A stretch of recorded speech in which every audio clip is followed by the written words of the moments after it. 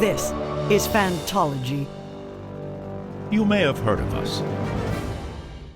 All right, what's up, fantasy book fans? Welcome to Phantology's month of October top 3 episode. We're actually going to split this up. We had been doing something a little bit different where we were combining our top 3 and our special debate episode into one thing, but that's confusing, we decided. So we're going to do 2 kind of shorter episodes that come out at the beginning of the month. We'll see how that goes. We may or may not change things. It's always kind of an evolving process. We have Josh, Ben, and Ryan on with me. I'm Steven, your host. So I'll give each one of you guys like a second to tell me something about October. Tell me something spooky, because that's what we're doing for top 3. Sounds spooky. Well, I'm kind of looking for campy things to watch this October. That's my theme of movies that I'm watching. So if you have like anything that's just fun and campy and that relates to Halloween, hop on Discord.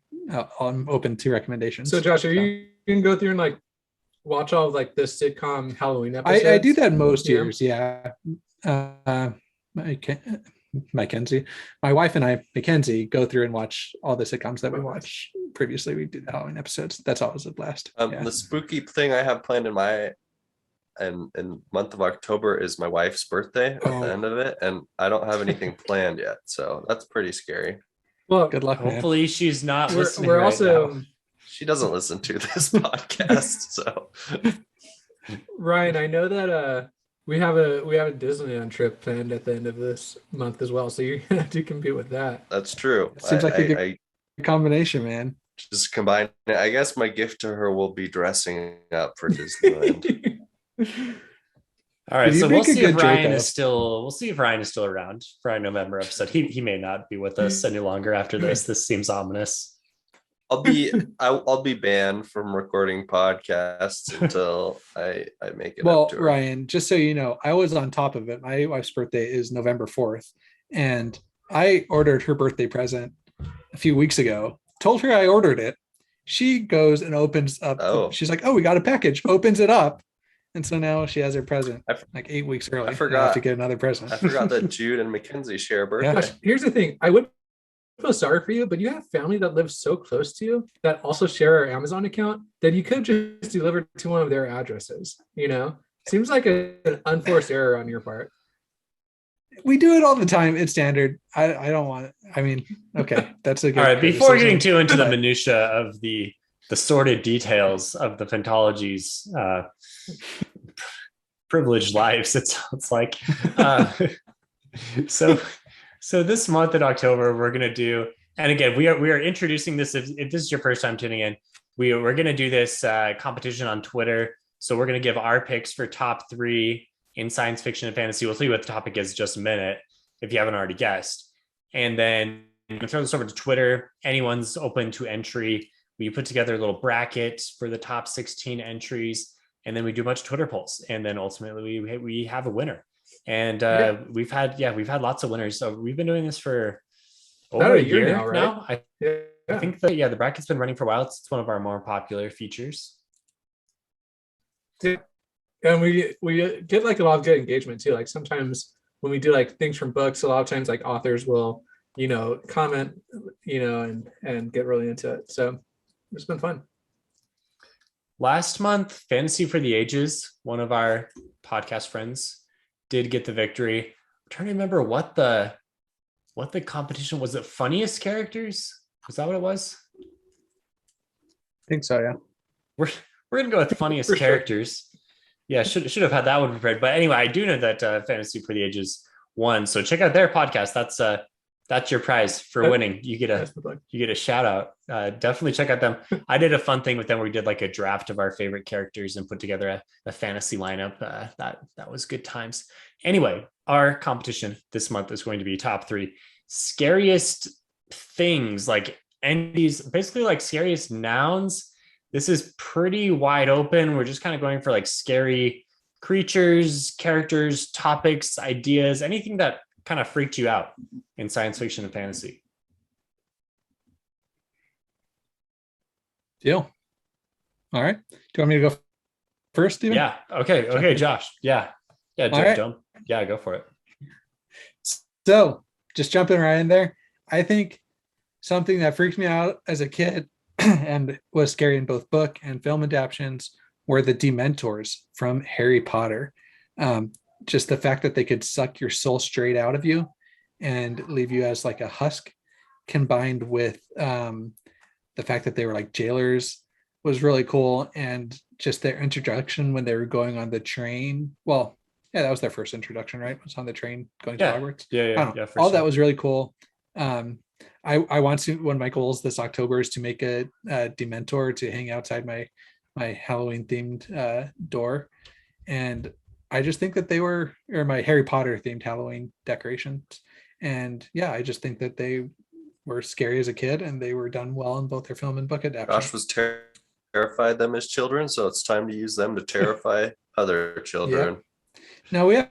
Is it really that hard to make a Dementor costume though? Like, don't you just get a Scream costume and hang it up? Yeah, it's not gonna be that hard, but I wanted to have like kind of like creepy arms coming out of it. You need to have a fan under it blowing air up into it, so it looks like it's moving. That's a real good idea. Mm-hmm. Yeah. Okay. You need to have mist and chill air. The water around it needs to be freezing. Well, right. People need to hear their worst memories when they get close. Right now, I have it so when you walk by when my doorbell like detects movement, it starts playing like the Harry Potter music, and my lights turn on and everything. Okay. Anyway, so that could turn on the fan, and then the fan would start going. I like this. All right, number check 2. Out Josh's very smart house and front door. Smart house. Oh, yep. And hardly anybody ever walks by my front door, but it's there. It works. Number 2, I would have to go with ring wraiths from Lord of the Rings. It was a pretty, I know that these are all like basic picks, but you know, that just is what it is. But just that scene, you know, the classic scene when they ran off to the side of the road in Fellowship, like that gave me nightmares as a kid and was really scary, really well done. The books, they're done as well. If you can't tell, like nailing in both the film and book adaptation, I feel like really kind of increases it for me. And yeah, what ring wraiths are terrifying all throughout the entire series. They seem like they're well done on the page and they're well done on the screen. Yeah, I have good memories of being terrified by the ring wraiths as well. I think I saw the first movie or part of it, like as my parents were watching it or something. I was maybe a little bit younger, and then ran upstairs and like hid under my covers because I thought they were going to come for me next. Yeah, like the scene where the hobbits are all hiding like under that tree, and the ring wraiths look over it for them and can't see them. And then Weathertop, that whole scene was terrifying. Yep, definitely good stuff. And then number 1, this is pretty basic, but I'm gonna go with Pennywise from It. I feel like the adaptation was kind of, you know, a little bit over the top. Like he wasn't that scary in like the movies, but in the book, I feel like Pennywise was more scary than the film adaptations.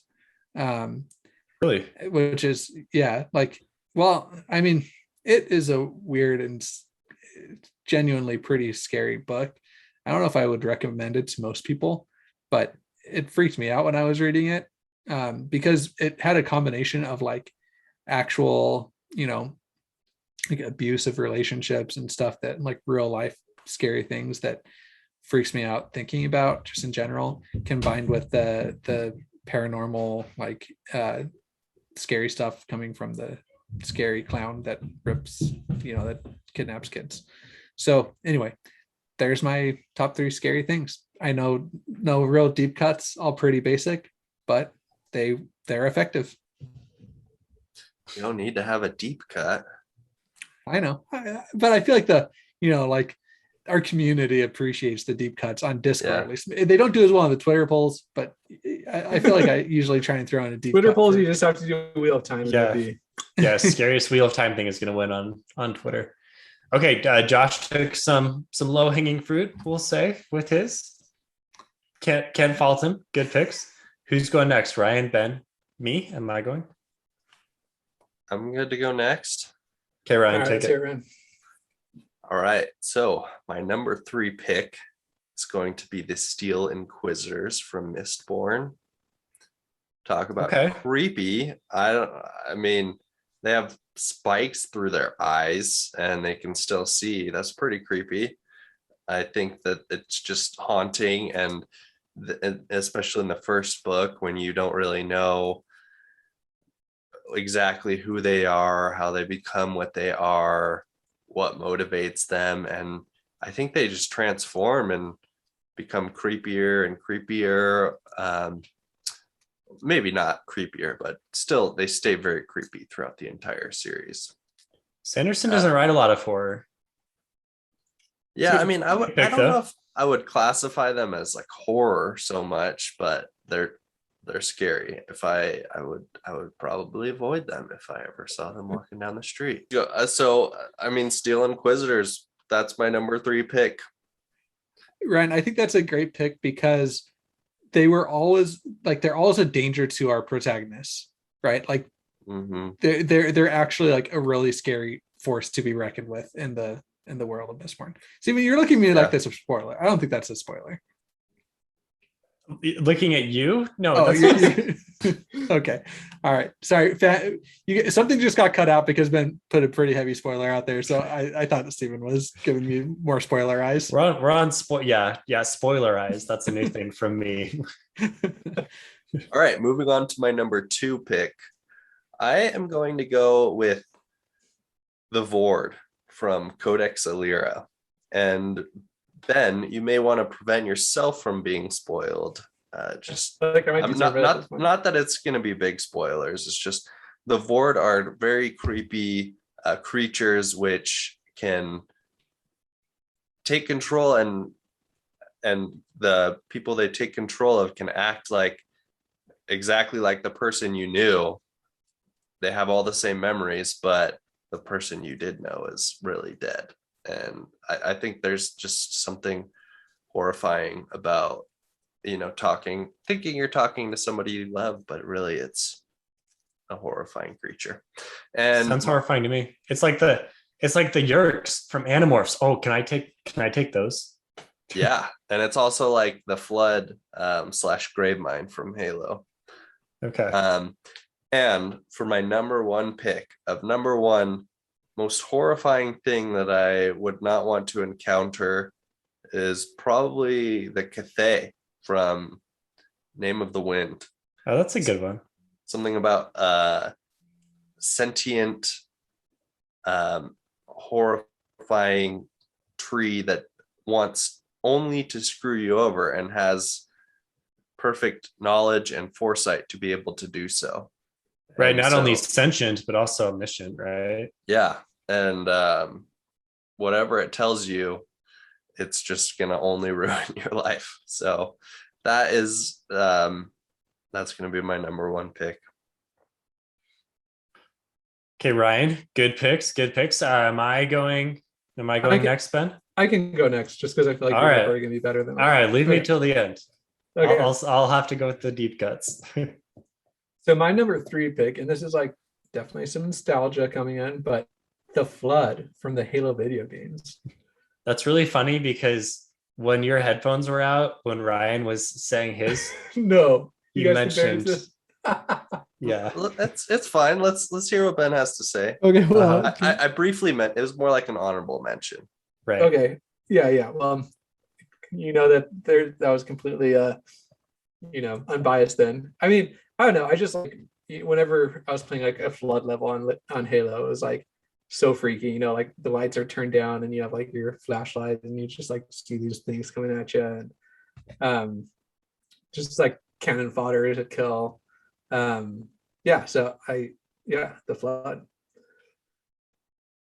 And the fact that it's been a while since I played Halo, but they take over. They like took over the other enemies, right?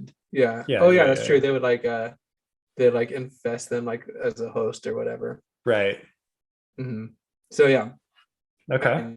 Definitely a nightmare worthy, especially when you're like a 10-year-old kid playing these games. Man, 10-year-old kid playing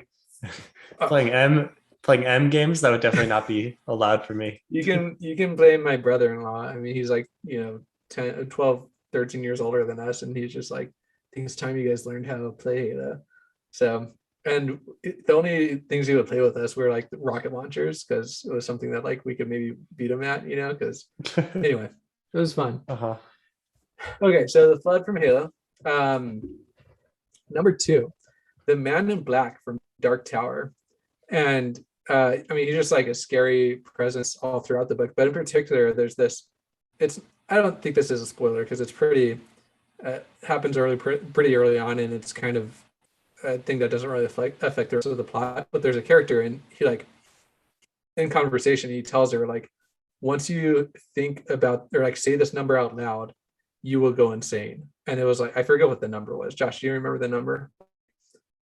Like 7 or something. Yeah, I don't remember exactly what the number was. Yeah, but it was just like so weird because like it was one of those moments that you're reading like a book and you're like, this could be like something that really happened in real life. And I don't know why I felt like that, but I like be like if this like person that's able to come around and like hypnotize you and be like, when you think about this number, you will like go insane and die. And it was just like this really creepy concept. I don't know why I thought it was so creepy, but I did. Number 3, and this probably shows I don't read that much horror because I don't think any of these are too horrifying. But Breach of Peace from Daniel Green had like some pretty wild monsters in it. In particular, like that scene in the wine cellar, it like triggered a bit of a gag reflex, as I was reading it, and it was pretty vivid. And I feel like the monsters in that book only got the higher stakes and whatnot throughout the entire book. So I thought that deserves a mention. And then I have an honorable mention, but I'll make sure that I don't spoil something for Steven. So yeah, you got it. You gotta let me go. Okay. Before we do honorables. Okay. The good ones have been taken, I feel. I'm gonna the Flood. Okay. No, I didn't think of the Flood. I'm gonna go to Harry Potter as well for number 3, but I'm gonna do the Basilisk instead. And this is more probably from the book as well, because just reading the text is like kill them, rip them, drink their blood, or whatever the Basilisk, like whatever Harry was hearing in the pipes, like that was scary. That was really scary for me as a kid. Again, going back like Josh, going back to my childlike memories, but that was a scary book. Took me a while to kind of get through that and be okay with it. That reminds me of, I just finished listening to the first time book for, I don't know, the 3rd time or whatever, but like The Wind and the Waves or whatever, that I forget what the technical name is, but like Machin Shin. Yeah, it's just like Black Wind. The Black Wind. It just like says these like terrible, monstrous things. Yeah, that's a good one. I bet the winning entry is gonna have that from Wheel of Time. Yeah. That or Murdraw. I'm not putting Murdraw in mine. Maybe this is an honorable mention already, but the Murdraw in the trailer at least looked like that was gonna be my honorable mention. Yeah. Okay. My second one. Yeah, I'm gonna go with. Did any of you guys ever watch the old Witches movie by Roald Dahl or read those books? Like a new one just came out with Anne Hathaway that I haven't seen. But the old one is really scary. And like you wouldn't expect it to be scary for a kid's movie, but it was pretty scary. The witches are quite scary. Wait, and what's the name of this? Is The Witches. It's by Roald Dahl. The new one was decent, but I didn't get like it was weird. I could see why it would be scary as a cartoon as a kid, especially if it played up the more of the like scary elements of it. Mm-hmm. Okay, number 1. This might be a stretch. I think you guys took the good ones. Can I go with more of like an idea type of thing for mine? I'm just whatever you want, Steven. I'm gonna do it. So I'm gonna go with the idea of the dark forest. This is a philosophy that was in the second 3-body problem book. And the whole, I mean, this is not a spoiler. This is like a legit idea. You can go look at this up on Wikipedia, but it's a theory that, the universe is like a dark forest and we're all hunters in it. And once a planet like puts themselves out there enough, then all the other planets that can like detect their existence go and hunt them down, right? Because otherwise they themselves will be hunted down. And it tries to explain the Fermi paradox. Is that the paradox of like there's so much space in the universe and there should be this much sentient life, but we haven't come across any yet that we know about, right? Did I do that idea justice? Yeah, and it comes from the idea that like if you have two predators in a dark forest, then they will try and kill each other because they're always worried that the other one is going to come kill them. So they're not going to let. So if you have like a new predator that's just starting out, like you would be smart to just take them out before they could get more powerful than you and kill you like by surprise. And so you'd want to really just like hide out and not let anybody know you're there. And then if you discover somebody else, take them out before they could be dangerous enough. And yeah, that is like kind of existentially terrifying, I think. Yeah, it's not necessarily like something that's gonna keep me up late at night, like in my nightmares. But if you think about it, you're like, oh, dang, like the further have we already? It's kind of like have we already doomed our civilization by like broadcasting the way we have and sending out a Tesla into outer space? You know what I mean? Like, yeah, like has some other race or some other planet out there already detected us, and if they sent some bomb over to destroy us already, like is it on its way? Yeah, it could be. Yeah. Anyway, that's from the Three Body Problem trilogy. And just a philosophy in general. It's not just from that trilogy, right? But it's the name of the second book. That philosophy is incorporated into it. Was probably popularized by that trilogy. But we're going to have a real Skyward situation on our hands if that happens. Yeah, it could be. What's the forest called in Harry Potter? The Forbidden Forest? Okay. For some reason, I thought it was the Dark Forest as well. All right, honorable mentions. Throw out some honorable mentions, kind of rapid fire. The Golem from, or Golem? I don't know how you pronounce it, from the Wheel of Time. The assassin that's meant to take out the Aes Sedai. Also just Gollum in general from Lord of the Rings. Yeah. That dude's freaky.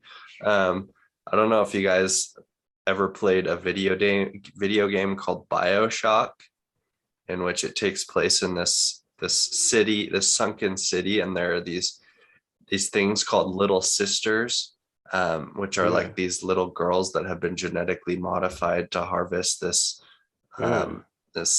material, like genetic material. And then there are these big daddies, which are like these huge hulking things that protect the little sisters. Anyways, it's a fascinating video game and horrifying creatures. So Ryan, I remember you showing that to me a while ago, because it's pretty old, right? The first one. It was probably Steven that showed it to you, my older brother. Yeah. Another not Stephen Merrill. Yeah, another kind of nightmare fuel that Steven, your brother, put me through was Salad Fingers. Oh boy. Steven, you're probably that dumb YouTube video. that dumb YouTube video that was going to freaking kill us all. You guys. Yeah, Salad Fingers was like the Slender Man precursor. Yeah. Well, Steve, okay, you probably saw that this as an adult, Steven, because you were the oldest sibling. You didn't have anybody over like trying to freak you out when you were a kid. So you probably avoided this. Imagine seeing that when you're like 7 years old. It's pretty creepy. Okay, I believe you. You were scared by the basilisk in Harry Potter, so don't give me that. Yeah, okay. I'm a fraidy cat. Fine. All right. What are some other honorable mentions? Well, you mentioned the witches. Last year we were watching Hocus Pocus, just me and my wife, and she's like, man, this still kind of scares me, like the very beginning of that movie. So throwing that in there for her. Was it scary to you when you watched it? No, it is kind of concerning that they like kill somebody in the very beginning of a Disney movie, though. So different times. Okay. Different times. I have a few. I'll just kind of rapid fire. All the like AI stuff in Black Mirror, that's really scary. Oh, Black Mirror has some good stuff. Yeah. Again, like more of ideas, but that's some scary stuff. What are some other ones? I have a Stranger. We didn't talk about Stranger Things. The Demogorgons there. It's pretty scary. Yeah. We kind of let a lot of creatures just kind of slide. Like we didn't talk about like the alien. We didn't, and like Alien versus Predator. We didn't talk about very many aliens in general. We didn't talk a lot about like sci-fi horror things at all, really, which might lend credence to you in our debate episode, Stephen.